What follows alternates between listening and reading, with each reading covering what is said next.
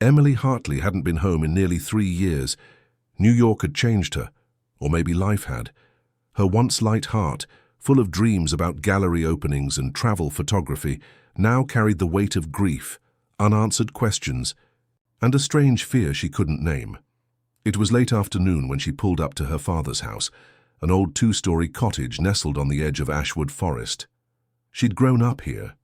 The narrow gravel driveway, the overgrown rose, bushes her mother used to trim, and the tall, creaky wind chimes by the porch, all of it stood frozen in time. And yet something felt off, like the air itself resisted her return. She stepped out of her car, clutching her overnight bag, and approached the porch. The wood groaned under her steps. Before she could knock, the door opened. "Emily," Raymond said, his voice low but warm. "You made it." He looked older than she remembered, thinner, grayer, and somehow smaller. His eyes, once sharp and bright, were now dulled by something she couldn't quite place. Grief, perhaps. Or guilt. She forced a smile. "Hey, Dad." They embraced, stiffly. It wasn't that they didn't love each other, but 3 years of distance doesn't disappear with one hug. After her mother Alice passed 6 months ago, Emily expected her dad to reach out more. Instead, he'd gone silent. No calls, no emails, just a single text that read, "I need time." Inside, the house smelled the same, cedarwood, coffee, and faint traces of dust. But it looked different, cleaner but emptier. Her mother's touch had vanished completely. No family portraits, no crocheted doilies, no humming of her favorite classical records. Just silence, sharp and hollow. They sat in the kitchen. Raymond made coffee, black, no sugar, just how he always liked it. Emily stirred her cup absent-mindedly, eyes scanning the room. "Where's all the photos?" she asked. Raymond didn't look up. "Packed away." "All of them?" He nodded.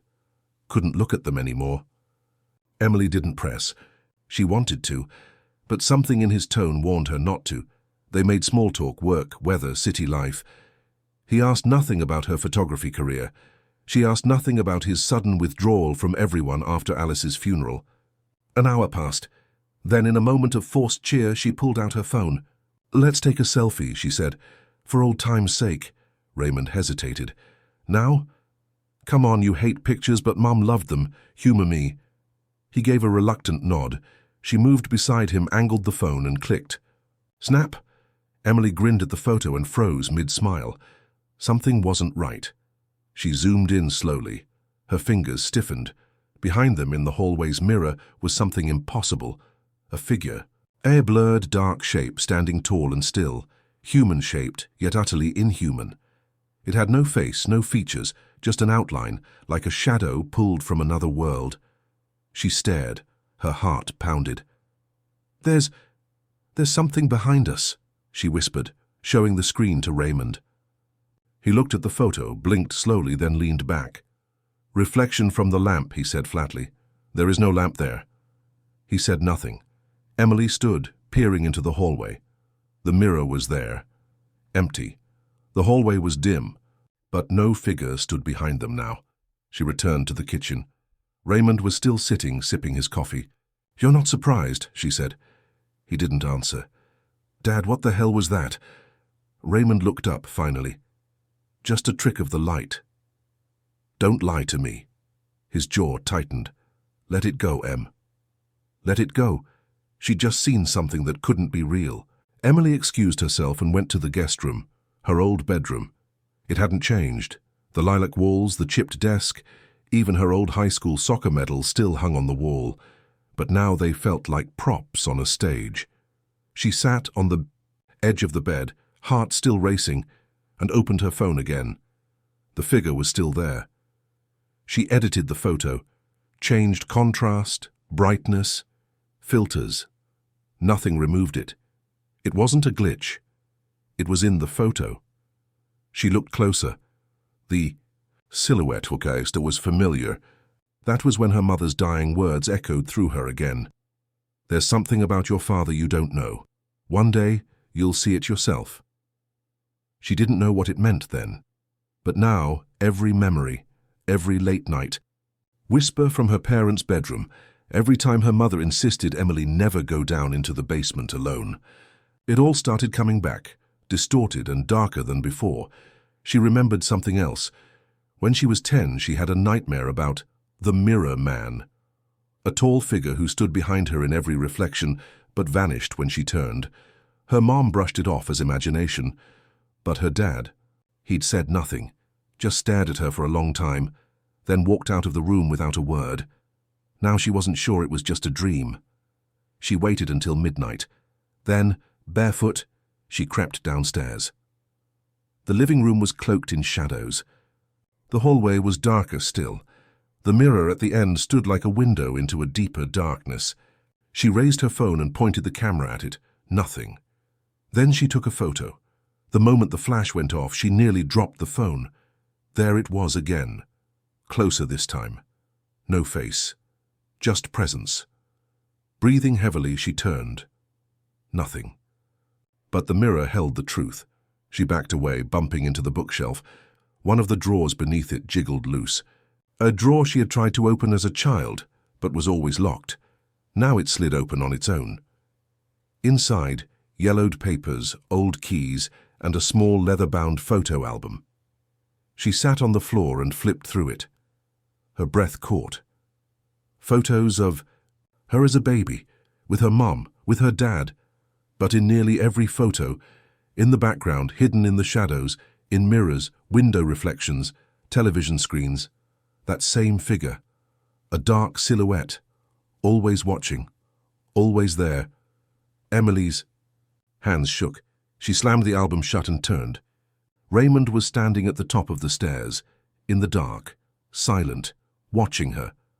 Emily's pulse hammered in her ears as she stared up at her father standing at the top of the stairs. The dim hallway light cast long shadows across his face, making it hard to read his expression, but his silence said enough. "You've seen it too," she said, holding the photo album tight against her chest. Raymond didn't respond. He descended slowly, each step groaning beneath his feet. Emily didn't move. Part of her wanted to run, but a heavier part needed answers. "I found the photos," she whispered. "I figured you might," he said quietly. She stepped back as he reached the bottom. "What is it, Dad? What's that thing in the pictures? Why is it always behind us?" Raymond exhaled through his nose and rubbed the back of his neck. "Not here. Come with me." Before she could question, he turned and headed toward the basement door. That door. Emily stared at it. Aged oak, splintered edges, the iron handle cold and worn. Her mother had told her never to go down there. She'd even kept it locked when Emily was a child. But now, Raymond opened it without a key. The creaking hinges moaned like something waking up after years of silence. A damp, earthy smell drifted out. Mildew, old wood, and something metallic beneath it all. Emily hesitated at the top of the stairs. Raymond looked up at her. "You want the truth? Don't? You?" She gripped the photo album tighter and nodded. The stairs groaned under her weight as she followed him into the cold, unlit basement. He flicked a switch. A single bulb buzzed to life, casting a pale yellow circle over a dusty cement floor and shelves of forgotten junk. But in the far corner was something Emily had never seen. A wooden armoire, old and carved with strange symbols, stood like a monument to secrets best left buried. Raymond approached it and placed his hand on the door. "Your mother never wanted you to know," he said. "She thought keeping it from you would protect you." "From what?" He looked at her, and for the first time that night, his eyes looked genuinely afraid. "There's something that's been tied to our family for generations. I don't know what it is. I only know what it does." He opened the armoire. Inside were more photographs, dozens of them, all pinned to the interior walls like some obsessive gallery. Most were black and white, aged beyond decades. Some had people she recognized, her grandparents, a young version of her mother, even her great-aunt who died before Emily was born. But in each photo, tucked somewhere in the background, a shadow, a reflection, a figure half lost in darkness, was the same shape, the silhouette. Raymond stepped back, letting her take it in. I first saw it when I was a boy, he said, in a photo with my father. I thought it was my imagination, but it kept showing up. In every family photo. Always behind us. Never closer, never gone. Have you ever seen it in person? Emily asked. Only once, he said.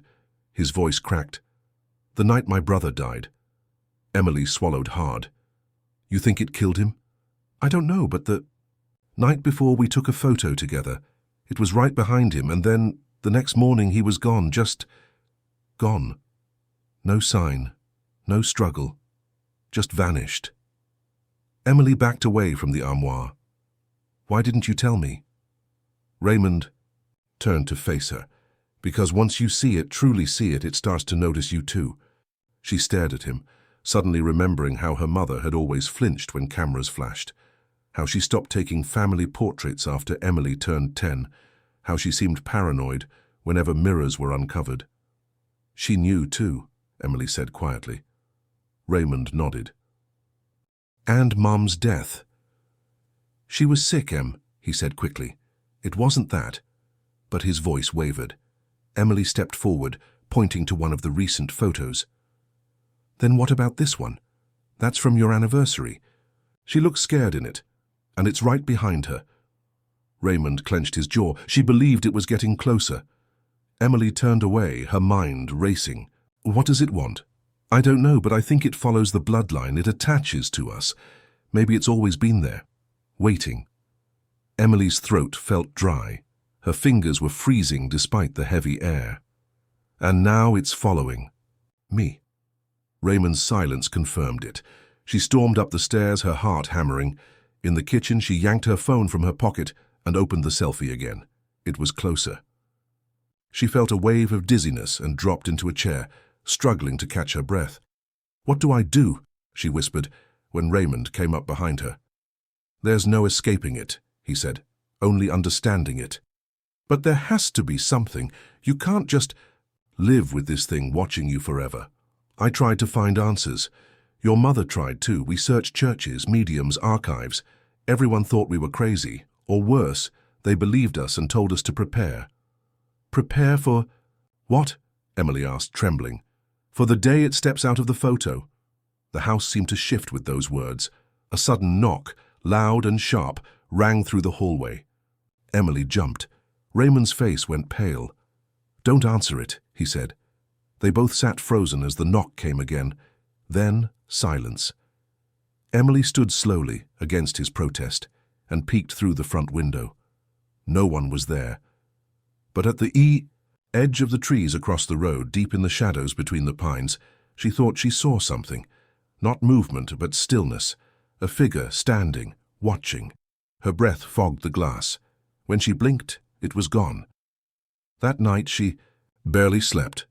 Her dreams were filled with mirrors, photographs, shadows that moved when she didn't, and whispers with no mouths. She woke around 3:14 a.m. to the sound of something creaking. Not the house settling, something deliberate, like a footstep. She sat up, heart thudding. At the foot of her bed, the mirror stood still and dark, and in it, just barely, a figure stood behind her reflection. But when she turned, there was no one there. Emily didn't sleep the rest of the night. She lay frozen, facing the mirror at the end of the room, eyes wide in the dark. The figure behind her reflection had disappeared the moment she turned. But that didn't bring relief. If anything, it made it worse. It made it... Whatever it was, it didn't need to play by the rules. By dawn, she was up and dressed. She paced the hallway for nearly 10 minutes before finally knocking on her father's door. "Dad?" she called, voice low and hesitant. No response. She knocked again, louder, still silence. Her stomach twisted. She pushed the door open. The bed was empty, neatly made. The window cracked just enough to let in the morning fog. She called out louder this time. "Dad?" No answer. Panic surged through her as she ran through the house, living room, kitchen, basement. Nothing. His phone still sat on the kitchen counter, his shoes by the back door. No sign of struggle, no blood, no broken furniture, just gone. The same way his brother had vanished. She dropped to the kitchen floor, hands in her hair, trying to keep her thoughts from spiraling. Then the memory came. What her father said. Last night. Prepare for the day it steps out of the photo. She crawled toward her phone and opened the selfie again. This time, her breath caught in her throat. The figure was gone. Not faded. Not obscured, gone, and in its place the photo looked wrong. Not just empty, warped. The hallway behind them had changed, subtly but unmistakably. The wallpaper's pattern had shifted, the lighting was off, and there was a crack in the mirror that didn't exist in real life. Emily stood suddenly light-headed. She stumbled to the hallway. The mirror was fine, no crack. Same wallpaper, same frame. But in the photo it was different. She remembered something from one of her college photography classes, a fringe theory a guest lecturer had once discussed in a seminar about haunted imagery. Some say cameras don't just capture moments, they create windows, sometimes, even doors. At the time she thought it was nonsense, paranormal fluff. But now, she returned to the basement, pulled out the old photo album again, and started flipping back through the older images, each one with the silhouette hiding somewhere, each one a timeline of a cursed bloodline. But now she was looking closer. Some of the backgrounds looked subtly wrong. Walls stretched at weird angles, shadows bending unnaturally.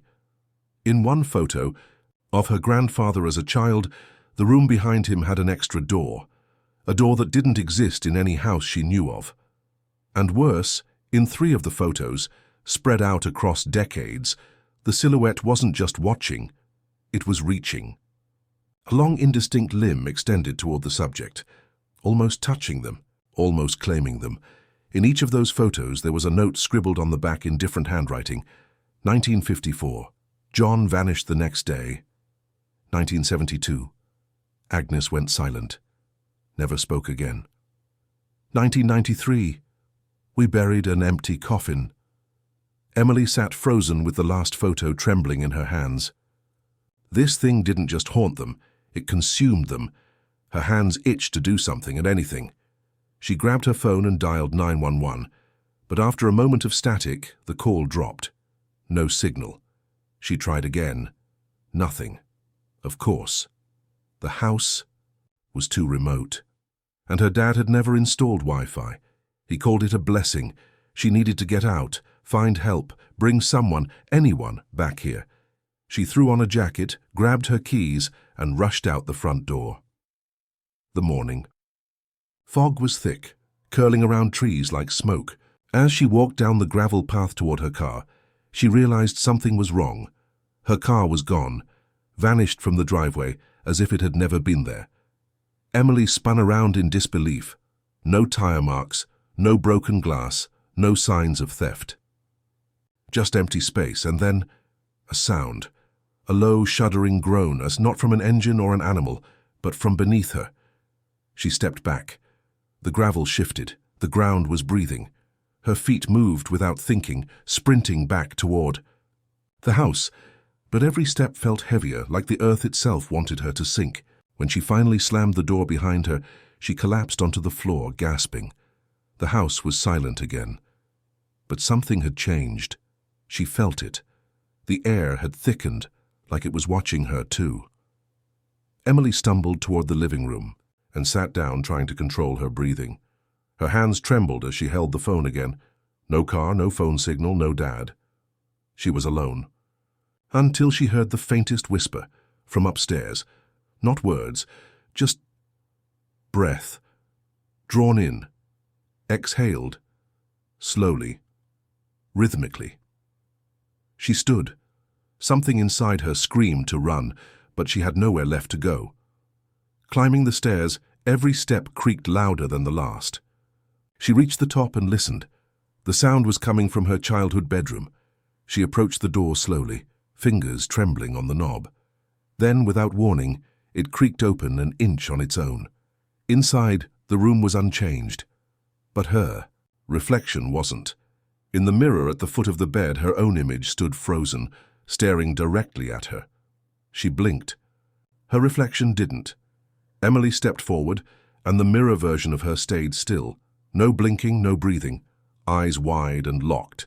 and behind the reflection, barely visible, stood the figure, closer than ever, its featureless head nearly resting on her reflection's shoulder.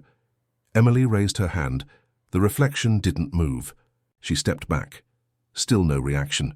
It wasn't a reflection anymore, it was a copy, a still image of her, with the thing looming behind. She screamed and turned away, crashing into the dresser. Picture frames fell, one of them shattering against the floor. She looked down. The broken photo was of her parents' wedding. The figure was there too, behind her mother, and this time its head was tilted like it was smiling. Emily backed away from the shattered wedding photo, her breath trembling, cold sweat soaking the back of her shirt. Her legs felt hollow, like they could buckle at any second. Something primal screamed at her to run, to get out of the house and never look back. But where would she go? Her car was gone. Her phone was useless.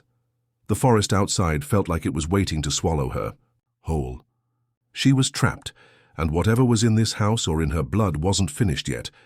She picked up the broken frame carefully, trying not to cut herself. Her mother looked radiant in the photo, glowing with life. Raymond, slightly younger, wore the awkward smile of a man unused to happiness, and behind them, barely visible between the wedding guests, the shadow stood. Even at their happiest, it was there. Emily whispered aloud, "You were never free of it, were you?" Her hand trembled as she gently placed the frame face down on the dresser and turned toward the mirror. The copy of herself, the unmoving one, was gone. The mirror now reflected her true self again, but the space behind her was empty. No silhouette, no distortion. Still, her sense of dread deepened. That thing wasn't bound to mirrors anymore. It had moved beyond them.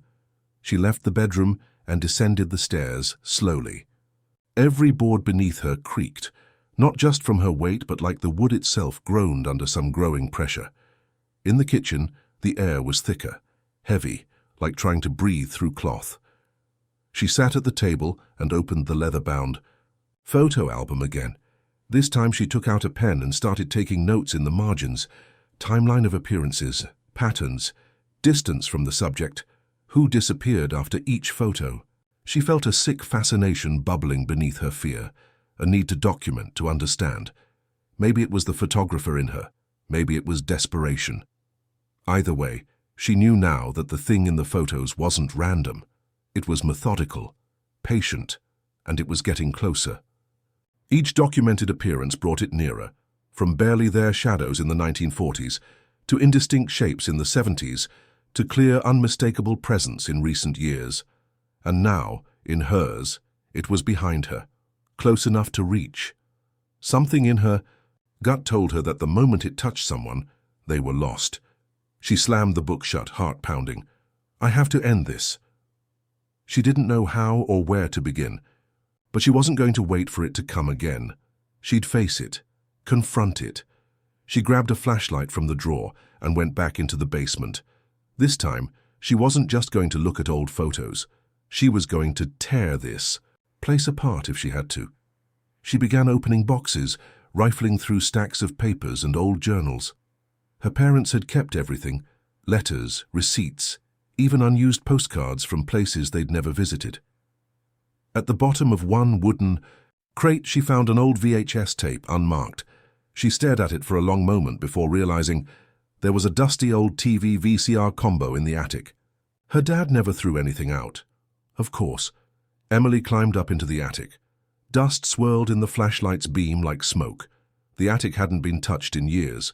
Her mother's old art supplies, boxes of books, and piles of forgotten holiday decorations filled every corner.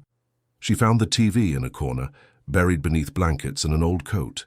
After plugging it into the attic outlet, she inserted the tape, static, then flickering black and white footage, a grainy home video. Her mother sitting in the living room, looking directly at the camera. "Ray, if you're watching this," her voice crackled, "it means it started again." Emily sat down, barely breathing. "I've been dreaming of it, the mirror, the man without a face. I thought it was just old trauma, but it's more. I saw it again last night, in the hallway, just standing there. No footsteps, no movement. Just watching." Emily's skin crawled. I don't know why it chooses some and not others. I don't know what it wants. But it's growing bolder, and I think it follows the Hartley bloodline. Not just you, not just me. Emily, too. There was a long pause. Her mother looked down as if ashamed. I thought if I burned the photos, it might break the link. I was wrong. It's not the photos, it's us. Emily's eyes welled up with tears. If you're still here when she comes back, Ray, tell her everything. Don't keep her in the dark like we did. Because it's not stopping, it's changing, and I think it's becoming something new. The footage ended with a click. Emily sat in stunned silence. Her mother had known. She'd tried to stop it, but it didn't work. And now it was Emily's turn.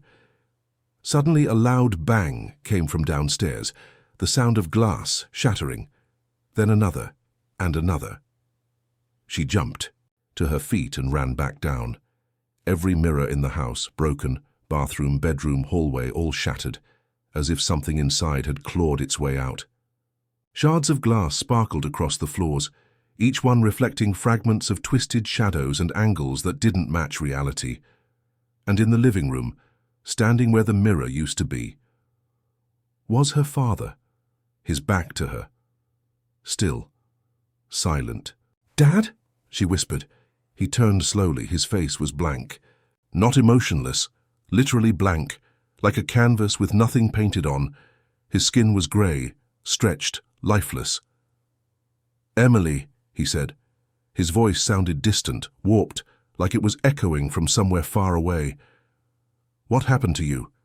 He took a step forward and she backed away instinctively. "Dad, please." He paused and smiled. A wide, unnatural smile that spread far too wide. She turned and bolted up the stairs, slamming the door of her room shut behind her. Her breath came in ragged gasps as she locked it and pushed her dresser in front of the door. Then she turned around. Her bedroom mirror was whole again, and her reflection was smiling. But she wasn't. Emily stared at the mirror, frozen in disbelief. Her reflection grinned at her, wide and taunting, lips parting just enough to show blackened gums and teeth like fragments of shattered glass. Meanwhile, her real face was contorted in terror.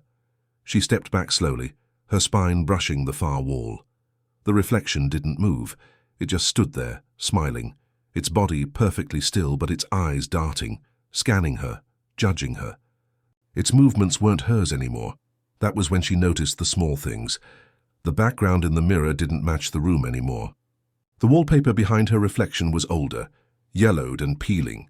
The bed was a rusted iron frame, not the oak one she slept on. And there, in the far corner of the mirror's world, stood the silhouette. Still, watching, waiting. Emily squeezed, her eyes shut. When she opened them again, her reflection had returned to normal. Her room matched, everything was in place. Had she imagined it? She shook her head. No, not now. She was way past the point of doubting her own mind. Something had crossed over, and it wasn't just content hiding in photos anymore. She grabbed her backpack and shoved the photo album, the VHS tape, and her camera inside. She wasn't going to wait around to be next. She didn't know where she'd go, maybe back to the city, maybe to a church or a university library with some arcane records, but anywhere was better than here. She hauled the dresser away from the door, then slowly turned the knob. The hallway was empty. Every mirror had shattered. Glass crunched under her feet with each cautious step. She avoided looking too long into the shards, afraid she might see something she couldn't unsee. As she reached the stairs, she called out again, "Dad?" No answer. But then a sound came from the basement. Thud. Pause. Another thud. She froze. The same heavy, deliberate impact, like someone dragging something across concrete. Then came a scraping sound, as if nails were being run slowly down wood. Every instinct in her body screamed run, but some part of her refused to leave it unfinished. If her father was down there, if whatever that thing was had taken him, maybe there was still time to bring him back, maybe. She crept toward the basement door and slowly opened it. Darkness stared back. Thud. The noise again, louder. She flicked the switch. The single light bulb buzzed weakly above. The basement was empty, or it looked empty at first. But the armoire in the corner, the one with all the photos, now stood open wide, Its contents had changed. The photographs were gone, replaced by dozens of tiny square mirrors pinned to the interior walls. Each one held a different scene, different people. Emily stepped closer, heart pounding. She looked at one of the mirrors and gasped. Her father, trapped inside. He stood silently in the frame, his eyes full of fear. He looked out at her, lips moving. He was screaming, but no sound came. Emily reached out instinctively, and the moment her fingers brushed the mirror, it burned. She recoiled, cradling her hand. Blood welled up where the glass had cut her. The armoire pulsed slightly, like a living thing. This wasn't just a piece of furniture anymore, it was a gate. She looked again. The mirrors didn't show reflections, they showed prisons. Other people, dozens of them, trapped behind glass. Old, young, all lost, staring out like animals behind cages. Then she saw herself. Not as she was now, but her in the future. Hair matted, eyes hollow, pressed against the glass with one hand like she was begging for release. Emily screamed and stumbled back. The armoire slammed shut. The bulb above flickered violently, then popped, plunging the basement into pitch black. Then came a new sound, a breath, not hers, a long, slow inhale, and then Emily, a voice behind her. She turned and saw only dark, but something was there, whole, close enough to smell the rot of its breath. Her flashlight flickered back on for a second, and in that flash, she saw the face. Not faceless anymore. It was wearing hers, her face, stretched and decaying, like a wax mask. Melting off a corpse, she ran, tripped, scrambled, clawed her way up the stairs and slammed the door behind her. She shoved the dining chair under the handle and collapsed against the wall. She was shaking uncontrollably. This thing didn't want to kill her. It wanted to be her. Replace her, trap her behind the glass while it walked the world in her skin. She remembered what her mother said on the tape. I thought if I burned the photos, it might break the link. Maybe it wasn't enough, but maybe it was a start. Emily pulled the photo album from her bag and walked out into the backyard. The sky was a dull grey, clouds thick with the threat of rain. Her hands trembled as she tore the first photo from the book. The silhouette was there, blurry in the background. She lit a match and dropped it onto the photo. The moment the flame caught, she heard a high-pitched whine, not from outside but from inside her head, like feedback in her brain. The photo curled into ash. She burned another, and another. With each, the pressure in the air shifted. Birds shrieked from the trees and flew off. The wind howled suddenly, like the forest itself was exhaling. Then came the scream, not hers, not human. It ripped through the trees, through her ears, and seemed to shake the ground beneath her feet.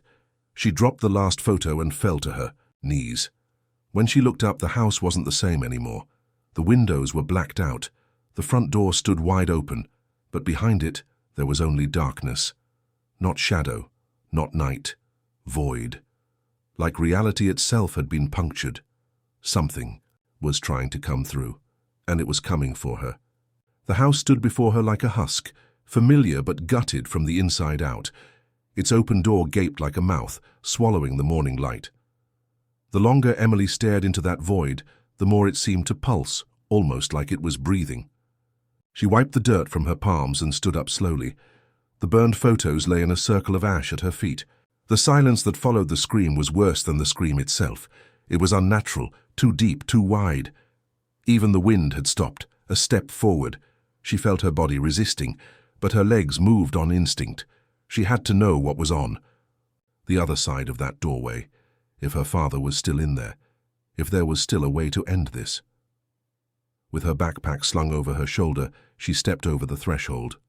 Immediately the air shifted, warmer, heavier. The entryway looked the same, yet utterly changed. Furniture blurred at the edges. The ceiling above her bowed slightly, like it was breathing. The walls rippled faintly, as if underwater. This wasn't her home anymore. It was wearing her home like a mask. She stepped further in, and the door slammed shut behind her. No shock this time, just a quiet confirmation. She was in. She took out her flashlight and moved slowly toward the living room. The floor beneath her feet felt sticky, almost soft. like flesh under wood. Every portrait on the wall, like ones she didn't recognize, now bore her face. Her, or something trying to be her. Emily stopped in front of one. It showed her in a wedding dress, another holding a baby, another elderly and frail sitting in a wheelchair. All impossible futures, all lies. "What do you want from me?" she whispered. The walls seemed to answer with a hum, not a voice, not words, just intent. They weren't showing her what could be. They were showing her what would be if it took her. It didn't just want her body. It wanted her whole timeline, her choices, her voice, her future.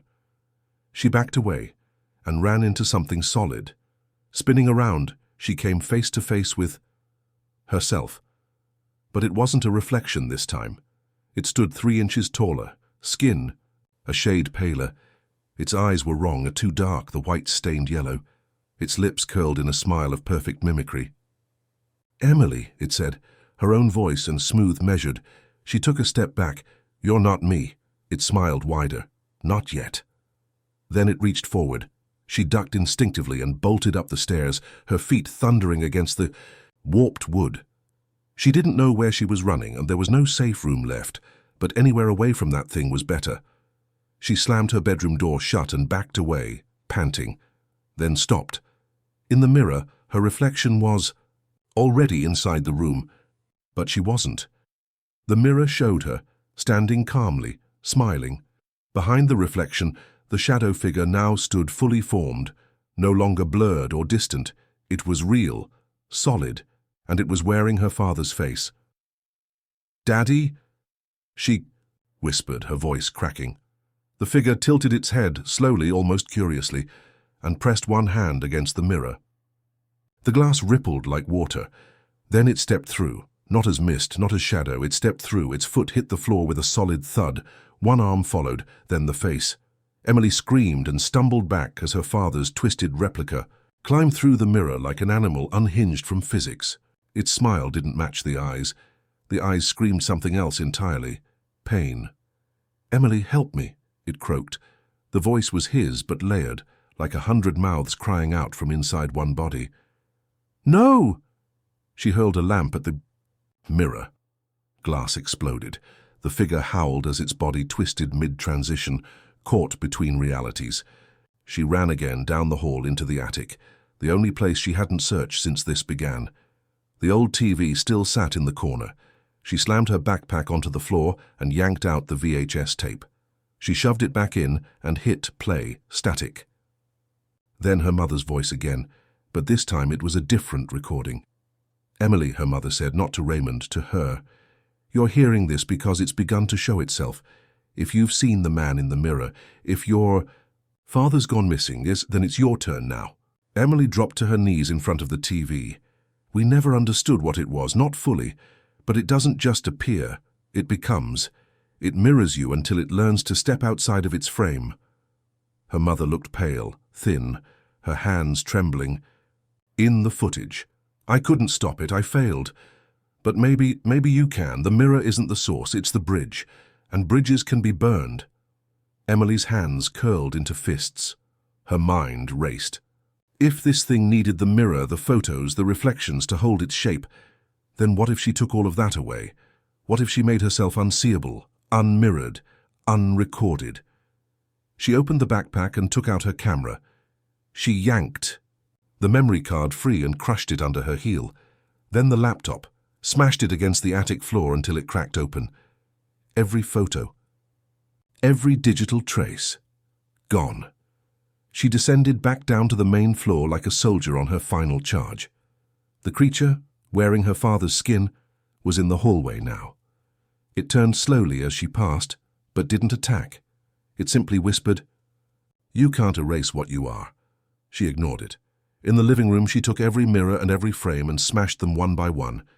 Her hands bled, her vision blurred, but she didn't stop until every surface and every image was destroyed. Then she set the photo album in the center of the room and lit the last match.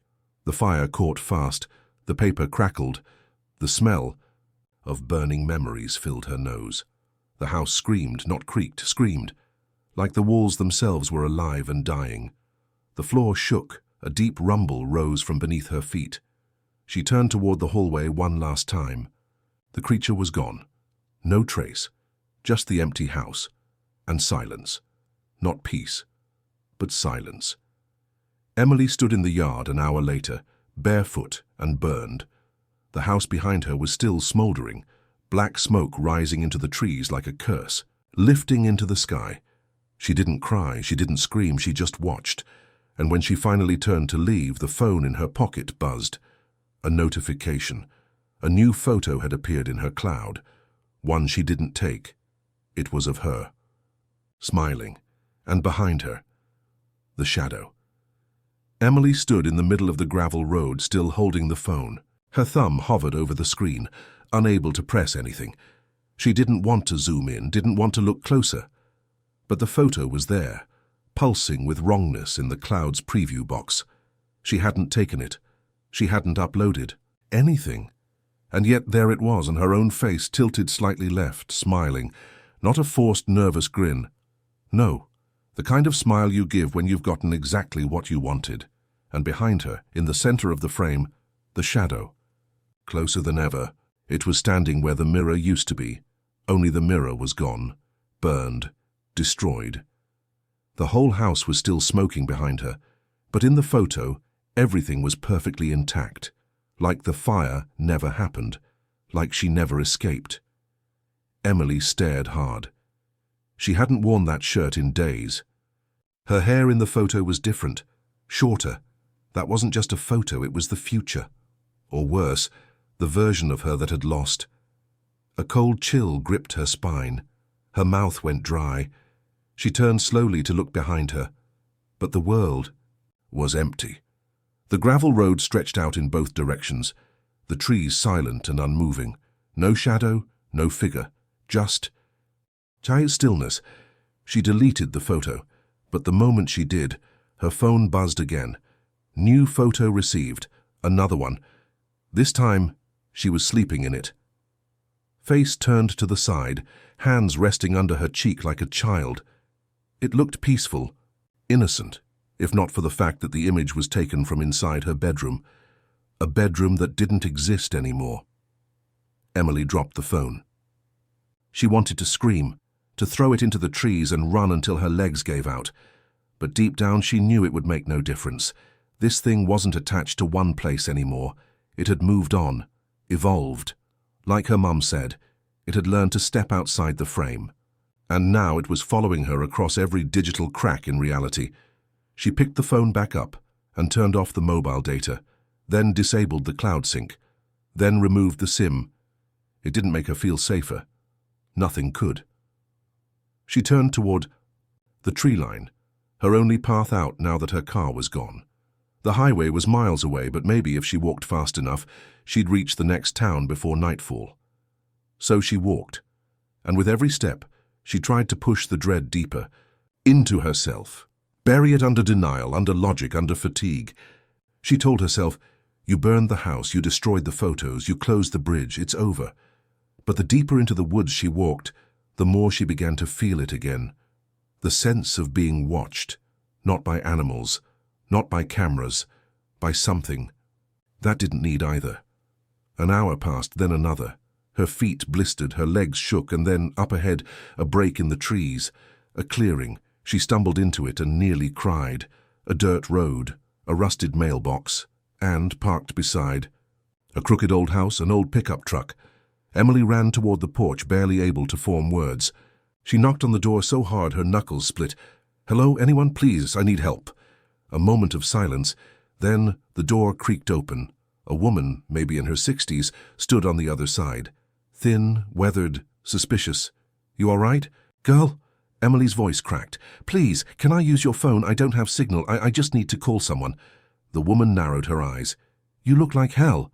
I've been walking for hours. My dad's missing." "There's something—" The woman raised her hand. "Stop." Emily froze. "You from the Hartley house?" Her heart stopped. The woman's face was stone. "I know that look. Seen it before." What do you mean?" She opened the door wider. "You better come in." Emily hesitated, then stepped inside. The house smelled of tea, dust, and something herbal. Dream catchers and old books lined the walls. A few faded photos on the mantel, none digital, none modern. The woman motioned to a worn couch. "Sit." Emily obeyed, unsure what to say. The woman disappeared into the kitchen and returned. With a tin of ointment and gauze, she knelt and started wrapping Emily's cut hand with surprisingly gentle care. "You see it, don't you?" she said quietly. Emily's eyes welled with tears. "It took my dad." The woman sighed. "It's taken many." Emily looked up. "You know what it is?" "No," the woman replied, "but I know what it isn't. It ain't a ghost, it ain't a demon, it's older than both. It's a shape that learns, a void that mimics. Something that doesn't want to haunt you, it wants to replace you." Emily whispered. "That's what it said," and the woman looked up sharply. "It spoke to you?"